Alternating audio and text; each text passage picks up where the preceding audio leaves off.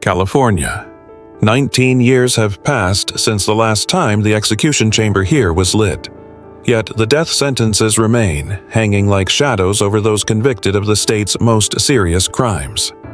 Over the next 44 minutes, we will go through 30 cases that once shook the entire state. The cases span from 1979 to 2014, but their echoes still linger today. Before we begin, leave a comment. From which country or state are you watching? Let's see how far these stories travel. Welcome. This is Crimes Unearthed 911.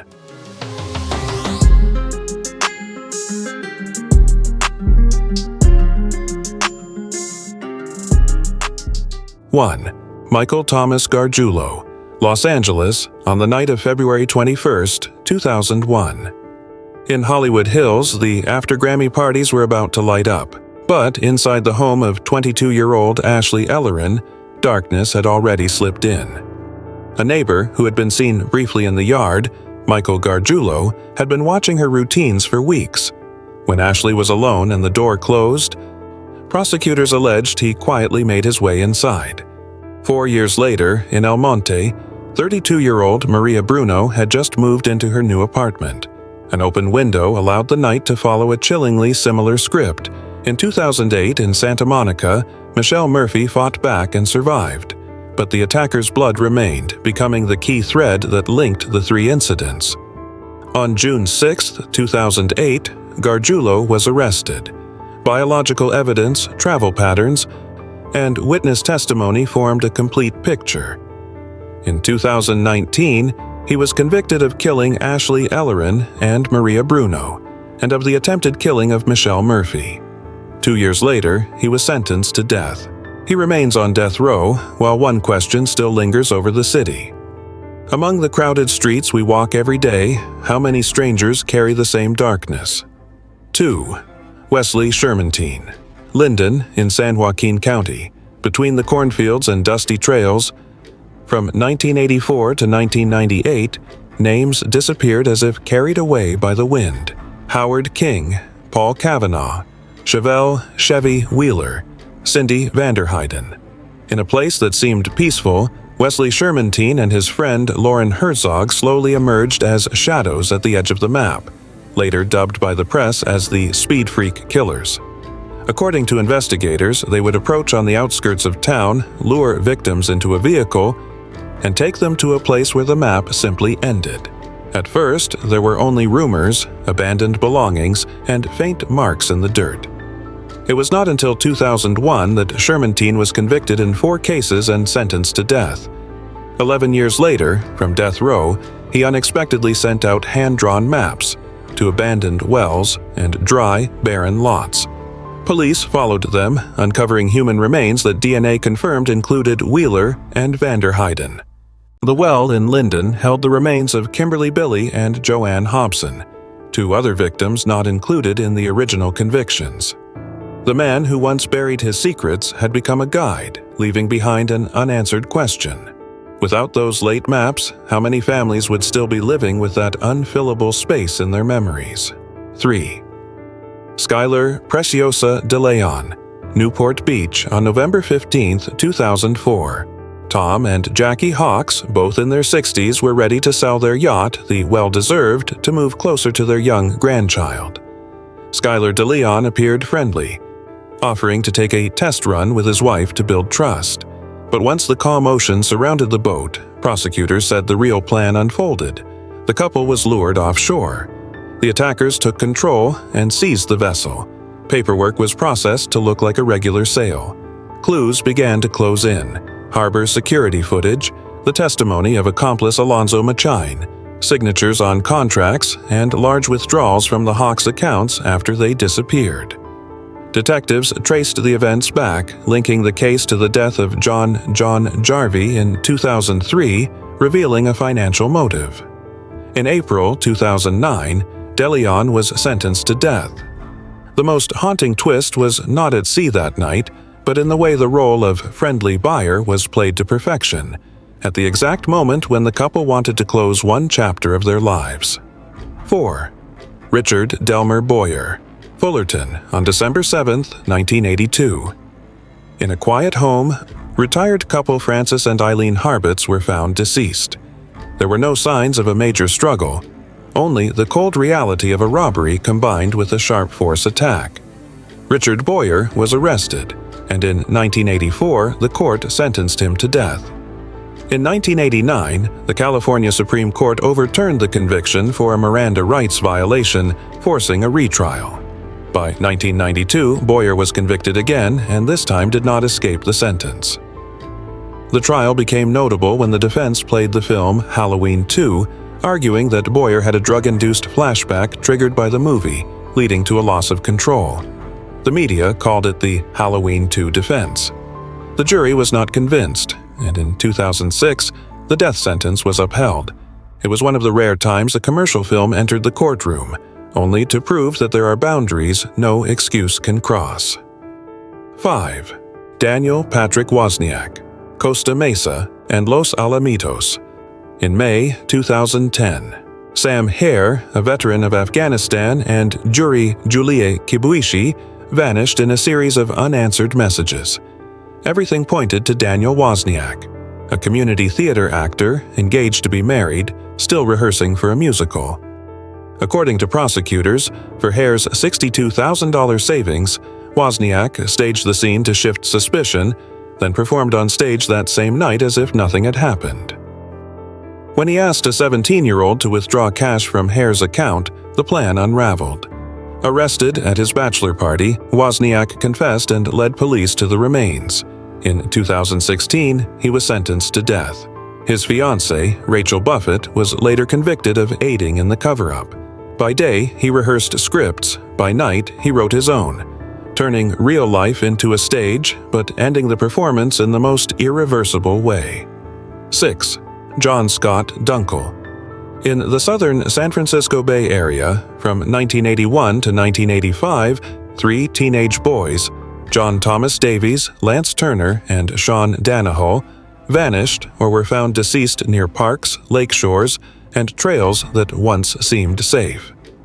The pattern emerged, choosing a lone teenager, attacking swiftly, and leaving few traces. Investigative pressure forced multiple counties to piece together timelines, locations, and behaviors. In 1985, Dunkle was arrested. 3 cases were linked in court records. He received the death sentence for 2 of them and life without parole for the other. In 2005, the sentence was upheld, but the impact went beyond the verdict. It left behind the fragile truth of everyday life: a weekend afternoon, a familiar trail, and an absence no one ever expected. 7. David Allen Westerfield. San Diego, the night of February 1st to 2nd, 2002. In her Sabre Springs home, 7-year-old Danielle Van Dam disappeared. By morning, neighbors flooded the streets, calling her name through the neighborhood. Investigators focused on the neighbor, David Westerfield. Gas station receipts, movements in his RV, microscopic fibers, and trace evidence from his laundry formed a compelling case. On February 22nd, he was arrested.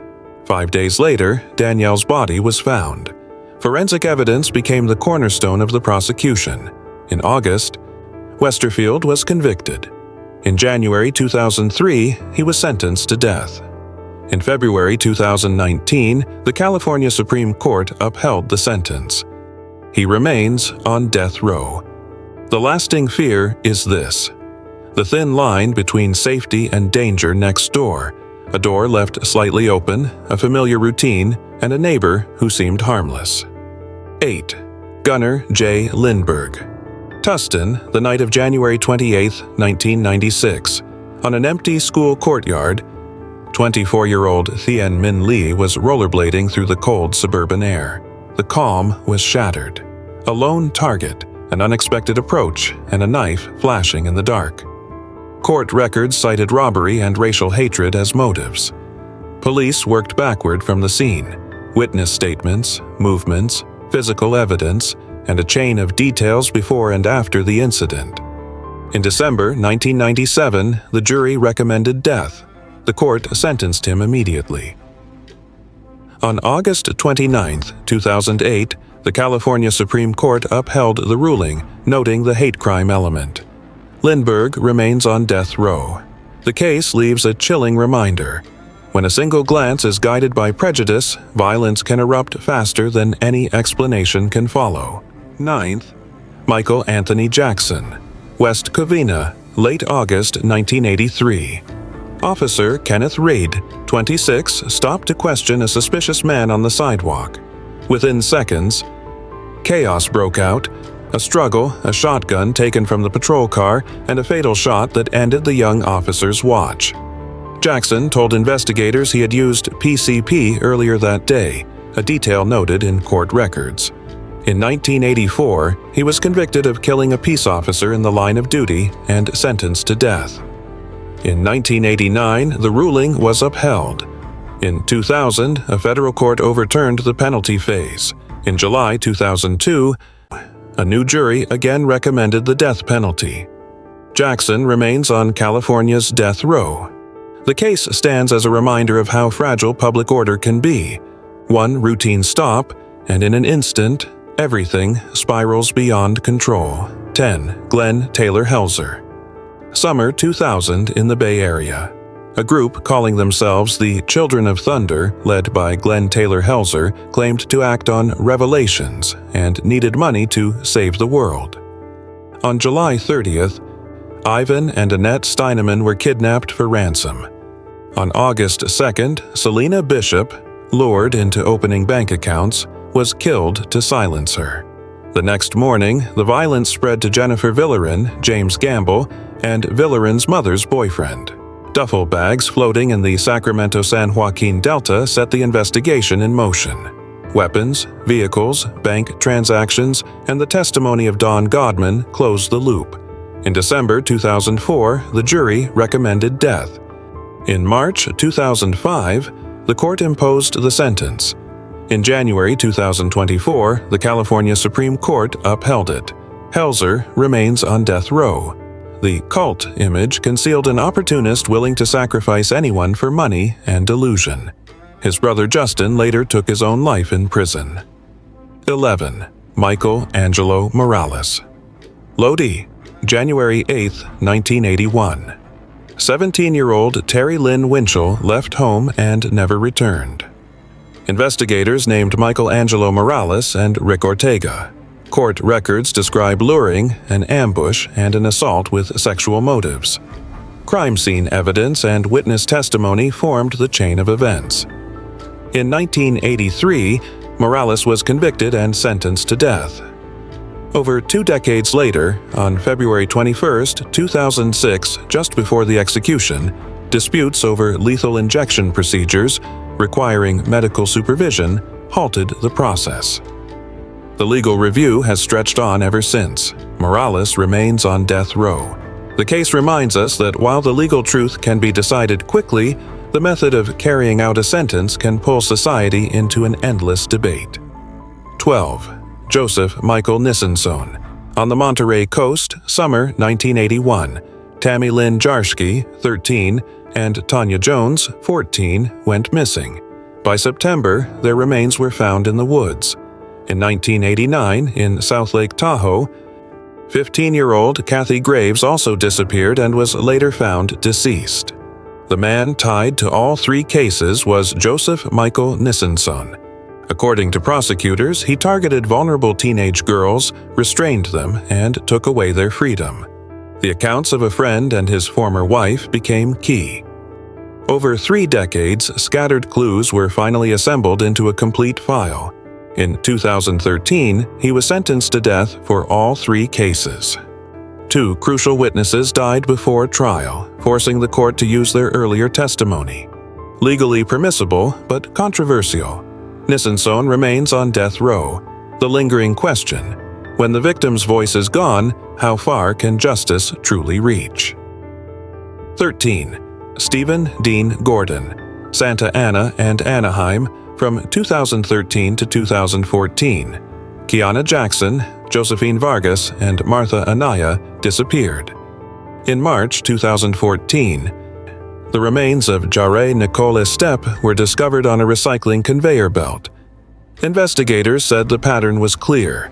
Victims were lured into a vehicle, taken to secluded locations, and strangled before being discarded. The golden piece of evidence, according to court records, came from the GPS ankle monitors worn by Gordon and his accomplice, Frank Cano. The data matched the victims' last known locations. In 2017, Gordon was sentenced to death. Cano received life without parole. In a rare twist, the monitoring technology meant for supervision became the silent witness that sealed the conviction. 14. Pedro Espinoza, Los Angeles, March 2, 2008. On a sidewalk in Arlington Heights, 17-year-old Jamiel Shaw II was walking home when a man approached. A gang challenge question, "Where are you from?" was followed by 2 gunshots that ended the young man's future. Prosecutors identified the shooter as Pedro Espinoza. Prosecutors alleged that a red Spider-Man backpack Shaw carried led Espinoza to believe he was aligned with a rival gang. Witness statements, Shaw's last phone call to his girlfriend, and gang-related context supported the case.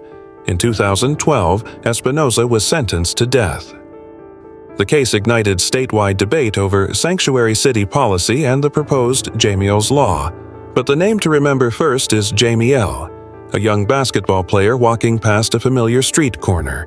15. David Allen Lucas, San Diego, from 1979 to 1984. Suzanne and Colin Jacobs, followed by Anne Swanka. Names tied to a string of killings that left the city on edge. In late 1984, an assault survivor identified David Allen Lucas. According to investigators, boot prints, hair, fibers, and a handwritten note formed the trail of evidence. Early in the case, police had focused on another suspect before forensic work and testimony revealed the real picture. In 1989, Lucas was sentenced to death.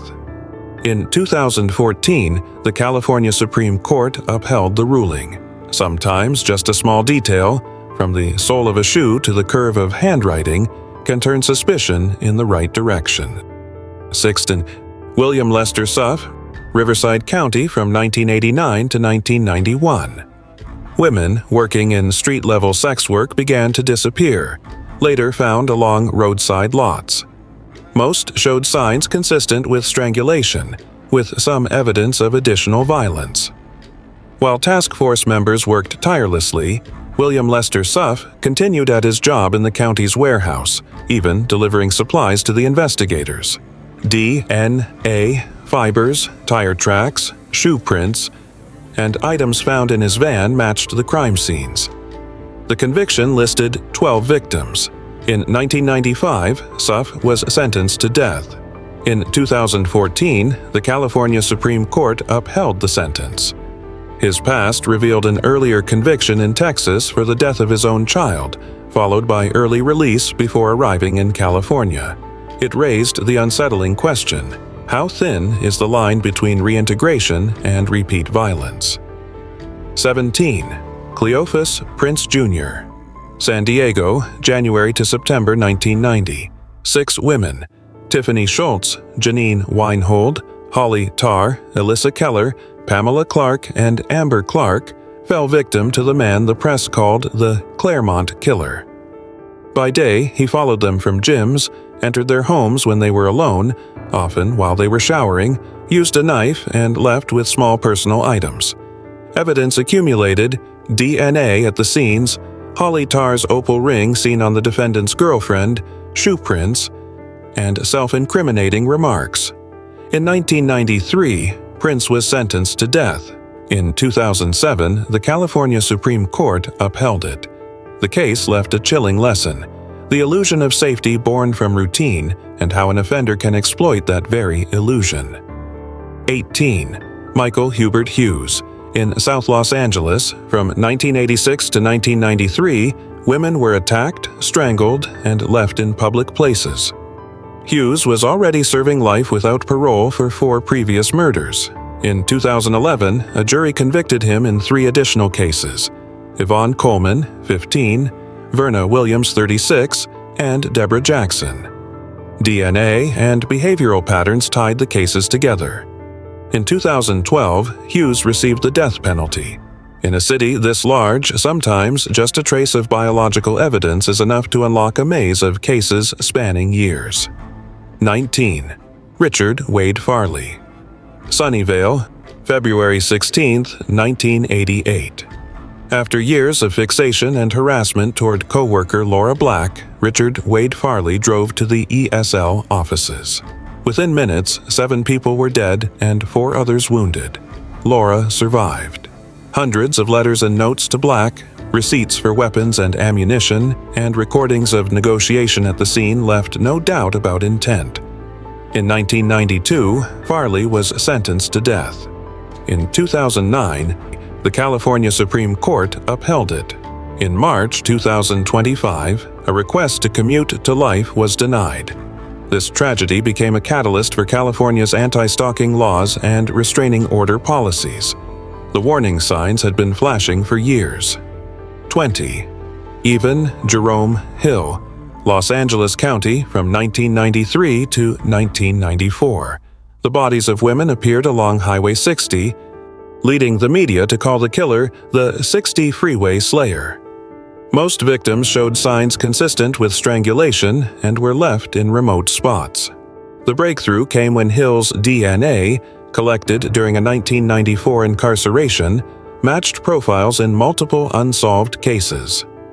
Records also linked him to taunting calls made to police.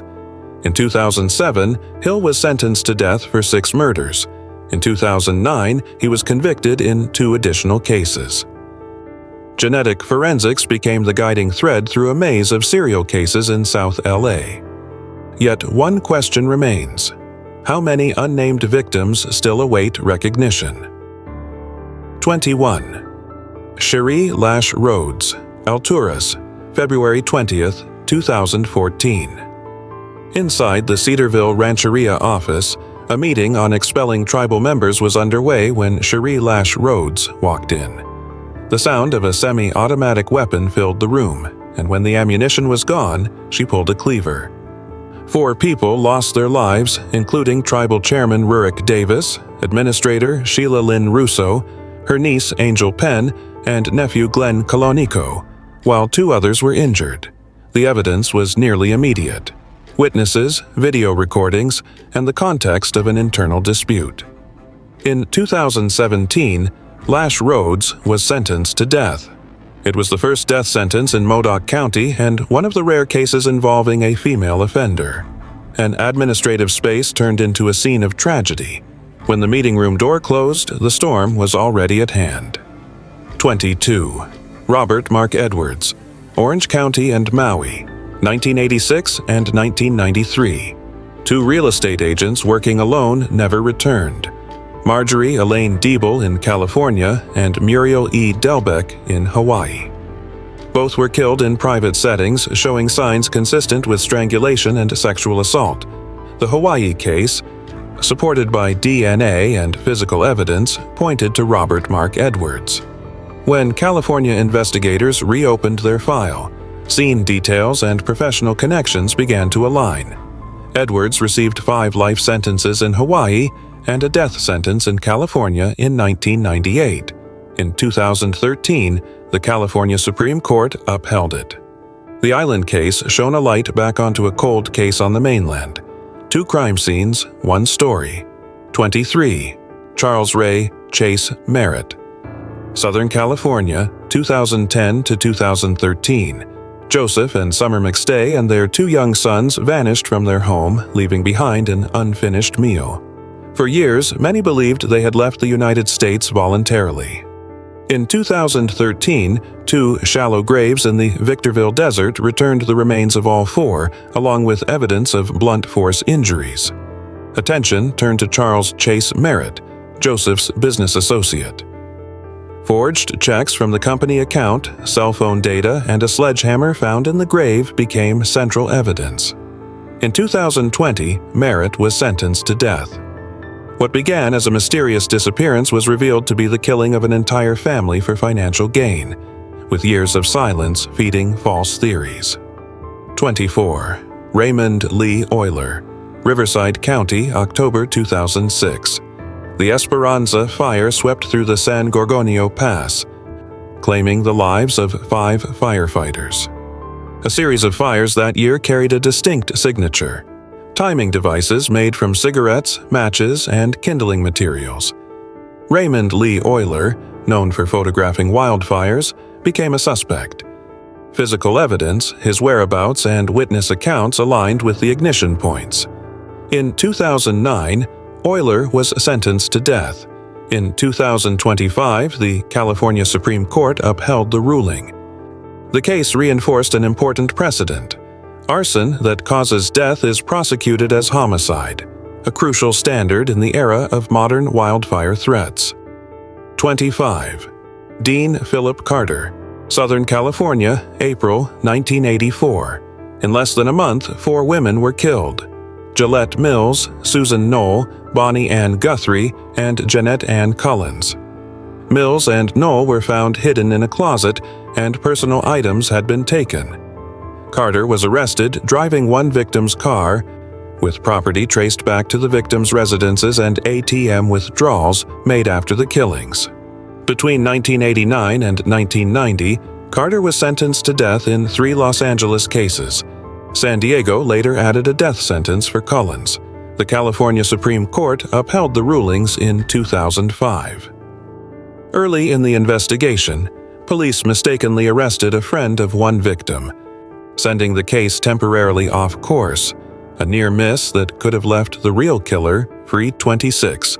David Allen Rayleigh, Hillsborough, February 2, 1985. The vast Carolans mansion stood quiet. 16-year-old Jeanine Grinsell and 17-year-old Lori McKenna stopped by out of curiosity and met David Allen Rayleigh, who claimed he could give them a tour.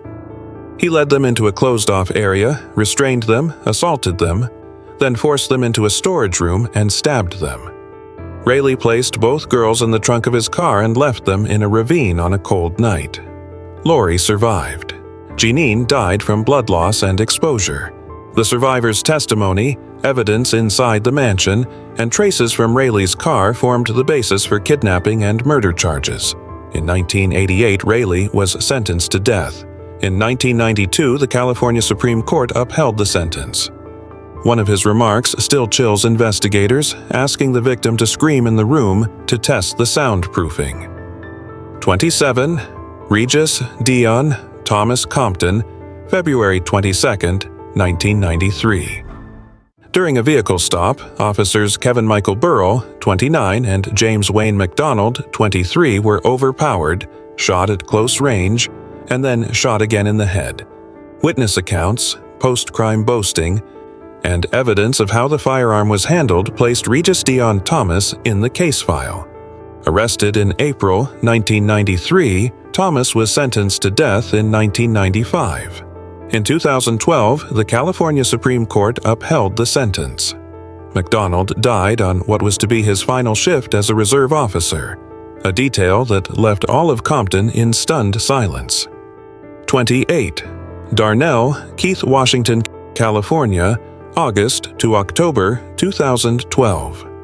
After escaping from jail, Darnell Keith Washington shot Deputy John Marquez in South El Monte. The deputy survived.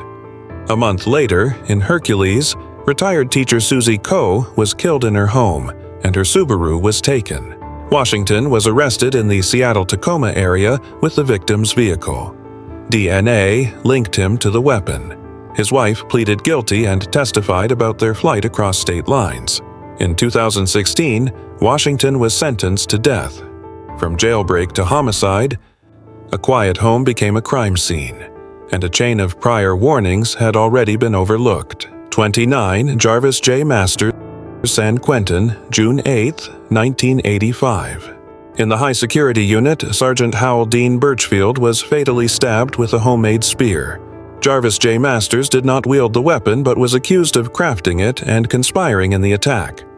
Handwritten notes, inmate testimony, and evidence of weapon preparation became the basis for conviction. In 1990, Masters was sentenced to death. Appeals over the decades have been denied, the most recent in September 2024. Outside prison, supporters claim possible wrongful conviction. Inside, the legal judgment stands.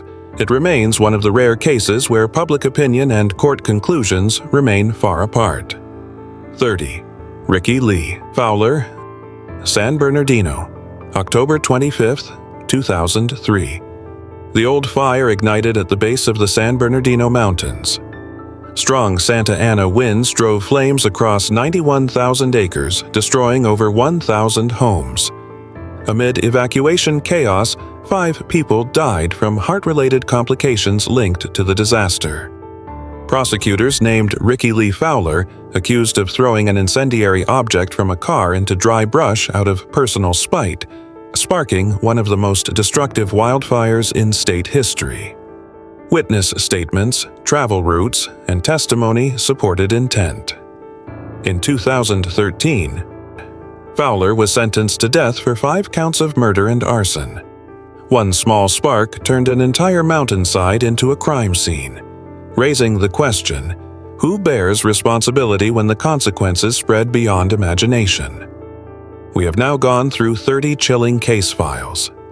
And let us be absolutely clear, these are crimes, never stories to glorify. Uncarried death sentences do not erase the real loss.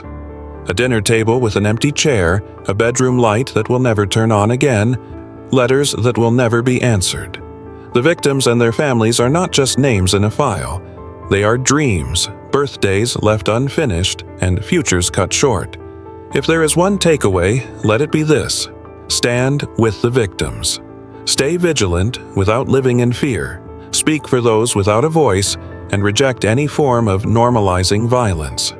Which case resonated most with you? Leave a message of support for the victims' families in the comments. Thank you for listening with your heart. We'll see you in the next episode of Crimes Unearthed 911, where we tell these stories so they are not forgotten and so they are never repeated.